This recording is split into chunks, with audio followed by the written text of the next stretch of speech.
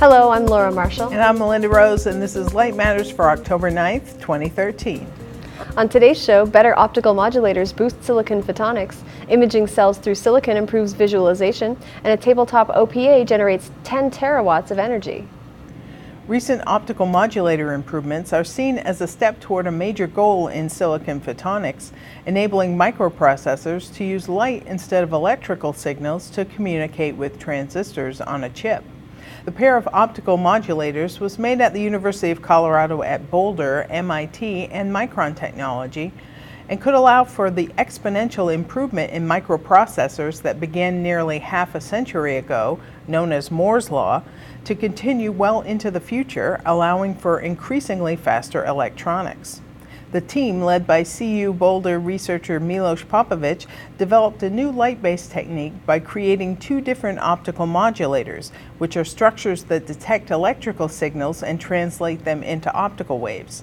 Theirs can be fabricated using standard industrial processes used for microprocessors.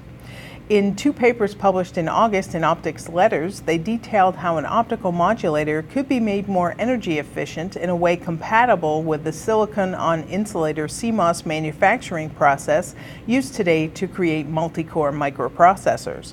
They also showed a second modulator type that could be used in a different chip manufacturing process called bulk CMOS, which is used to make memory chips and most high-end microprocessors.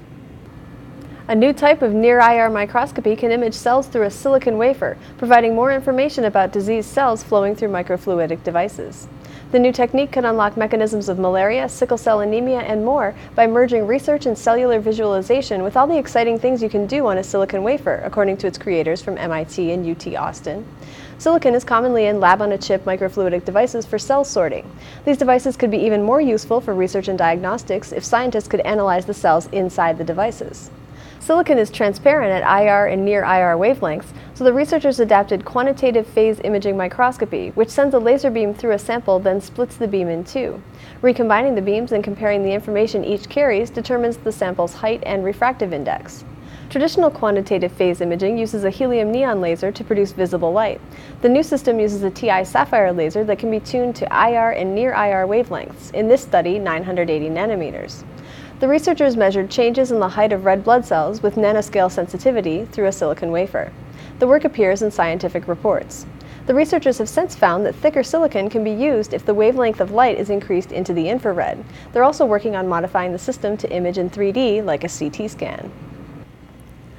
A new optical parametric amplifier that's extremely efficient and small enough to fit on a desktop generates light pulses of more than 10 terawatts, physicists in Poland report. The compact optical amplifier, constructed by a team from the Laser Center of the Institute of Physical Chemistry of the Polish Academy of Sciences and the Faculty of Physics at Warsaw University, represents an important step toward construction of compact, portable, relatively low-cost, high-power laser devices that could revolutionize cancer treatments. In theory, these amplifiers can achieve an efficiency of more than 50%, but the best today are at 30%. The Warsaw team says they have already reached that level in a really compact device. Most lasers generating ultra-short pulses amplify light using sapphire crystals doped with titanium ions. An external laser pumps energy into the crystal, with a fraction of it taken over by an amplified laser beam. One of the disadvantages is that the crystals get very warm, leading to distortions of the cross-section of the beam, so the crystals have to cool down after almost every laser shot.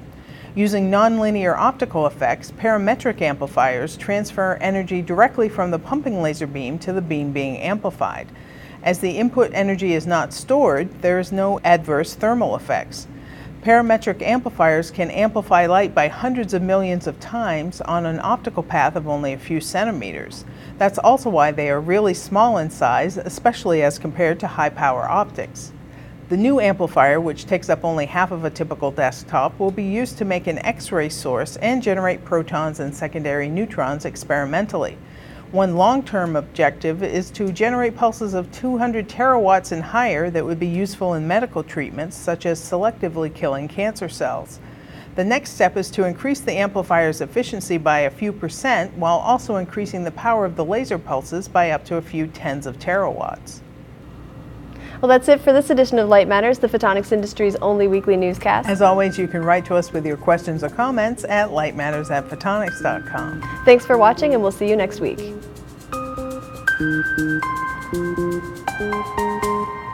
Yay!